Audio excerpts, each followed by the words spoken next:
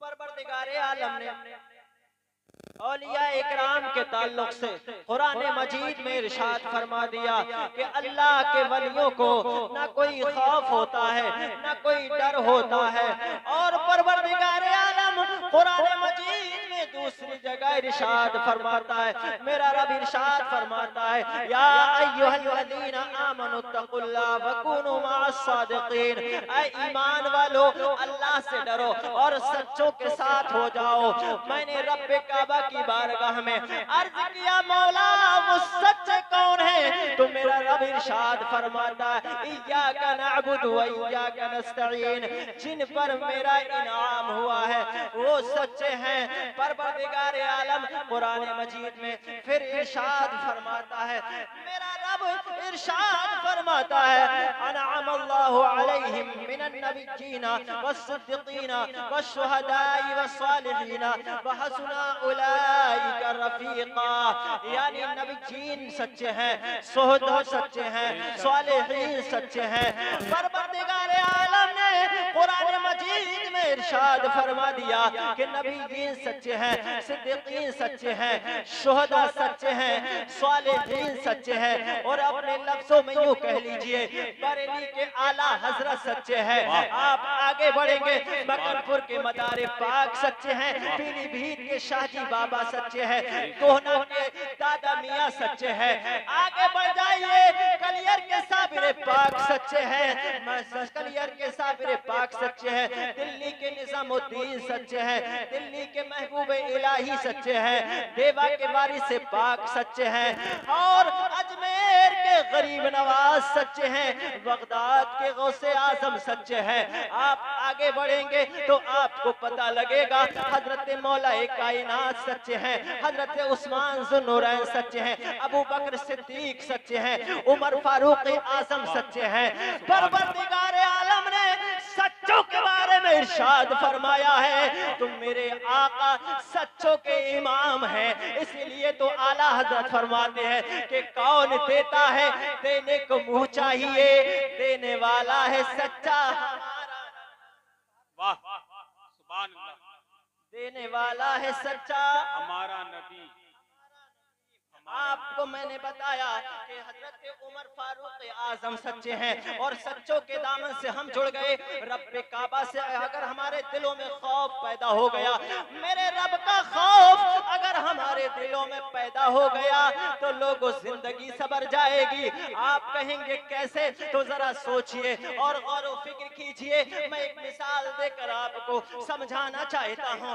आपके पिंडाल के अंदर कितनी लाइटें लगी हुई हैं, ये सारी लाइटें बिजली की मोहताज हैं। अगर बिजली ना आए तो ये लाइट उजाला नहीं देंगी, बिजली आएगी तब ये लाइट उजाला देंगी। लेकिन लोगों जरा गौर करना, अगर बिजली आ जाए और लाइट ना लगाई जाए तब भी उजाला नहीं होगा। लाइट लगाना भी जरूरी है और बिजली आना भी जरूरी है कि नहीं है? तो एक दूसरे का कनेक्शन है। अगर लाइट होगी और लाइट लगी नहीं होगी तो रोशनी नहीं होगी, और लाइट लगी है बिजली नहीं होगी तब भी रोशनी नहीं होगी। लोगों, इसी तरीके से अल्लाह से डरना भी जरूरी है और सच्चों के दामन से वाबस्ता होना भी जरूरी है। सुभान अल्लाह, सुभान अल्लाह। लोगों, आज आपने ये जलसा कराया है, दादा मियाँ के उर्स के सिलसिले में कराया है, लेकिन सच्चों का सिलसिला हजरत उमर फारूक आजम तक पहुंच गया है। तो सुनो, हजरत उमर फारूक आजम की शान सुनो। लोगों, सच्चों का आलम क्या होता है? जो मेरे रब का हुक्म मान लेता है, जमाना उसका हुक्म माना करता है। सुभान अल्लाह, सुभान अल्लाह। लोगों, आओ मैं आपको बताऊं, मुल्क शाम के एक गवर्नर चुने हैं जिनका नाम है उमर बिन आस। उमर बिन आस को गवर्नर बना दिया गया है, मुल्क शाम के गवर्नर बन गए हैं। लिहाजा जैसे ही गवर्नर बनते हैं, कुछ दिनों के बाद दरियाए नील का पानी खुश्क हो जाता है। वो दरियाए नील के जिसमें फिरौन का लश्कर गर्क हो गया था, उस दरियाए नील का पानी खुश्क हो जाता है।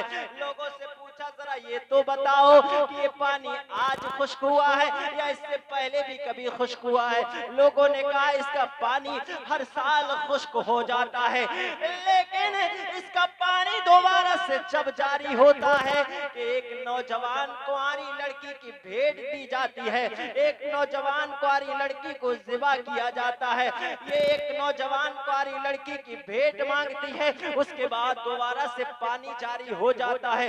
लोगों जरा सुनते चले जाओ, वो गवर्नर कहता है इस साल इसको भेंट नहीं दिया जाएगा। हम देखते हैं कि ये कैसे रवा नहीं होगा, लिहाजा उसने वहीं बैठ करके एक खत लिखते हैं। हजरत उमर के लिए एक खत लिखा जाता है और उस खत में लिखा जाता है कि ये दरियाए नील का पानी खुश्क हो गया है और ये भेंट मांगा करता है, एक कुंवारी लड़की की जान जाती है। हम नहीं चाहते कि किसी इंसान की जान जाए। ऐ उमर जरा देख लीजिए, हजरत उमर के पास में खत पहुंचता है।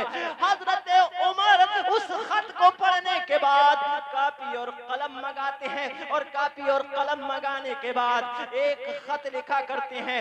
जरा सुनते चले जाओ, मजा आएगा और पता लगेगा। जो रब्बे काबा का हुक्म माना करते हैं, जो रब्बे काबा के हुक्म की तकमील किया करते हैं, जो रब्बे काबा के हुक्म की तामील करते हैं, जो मुस्तफा का कहना माना करते हैं, जरा सुनते चले जाओ कि उनका कहना लोग कैसे मानते हैं, उनका कहना दुनिया की चीजें कैसे मानती हैं। शजरो हजर भी उनका कहना माना करते हैं, दरिया भी उनका कहना माना करती हैं। हजरत उमर ने खत लिखा और खत में लिखा, ए दरिया, हम तुझसे पूछना चाहते हैं कि अगर तू अपनी मर्जी से रवा दवा होती है, अपनी मर्जी से रुकती है और अपनी मर्जी से जारी हो जाती है, तो तेरी मर्जी, तू जारी न हो।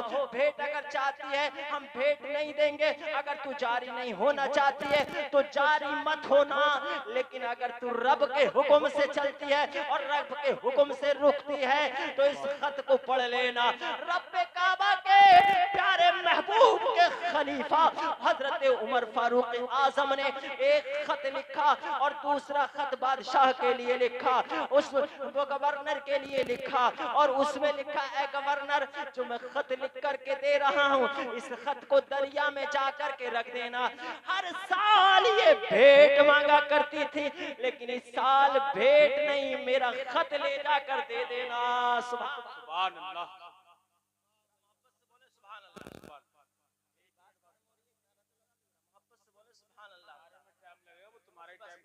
नारे तकबीर, नारे रिसालत, फैज़ाने गौसे आज़म, फैज़ाने उर्से मुक़द्दस, मसलके आला हज़रत, सरज़मीने दुहना बरेली शरीफ, नारे तकबीर। जरा सब लोग मिलकर बोल दे सुभान अल्लाह और मोहब्बत से बोले सुभान अल्लाह। हजरत उमर ने गवर्नर के हवाले खत भिजवा दिया और खत भिजवाने के बाद अब गवर्नर ने ऐलान कर दिया कि उमर का खत आया है और उमर ने लिखा है कि ये खत दरिया के हवाले कर देना।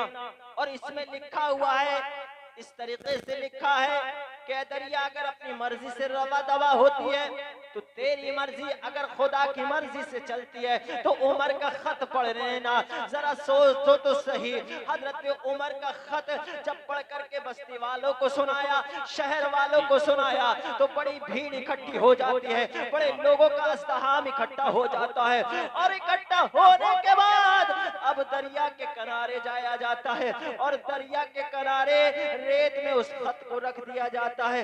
चंद दिनों के बाद दरिया इतनी तेजी से रवा दवा होता है कि पहले से कहीं ज्यादा पानी आता है और वो दरिया फिर कभी खुश्क होने का नाम नहीं लेता है। हमेशा हमेशा वो दरिया चलता है।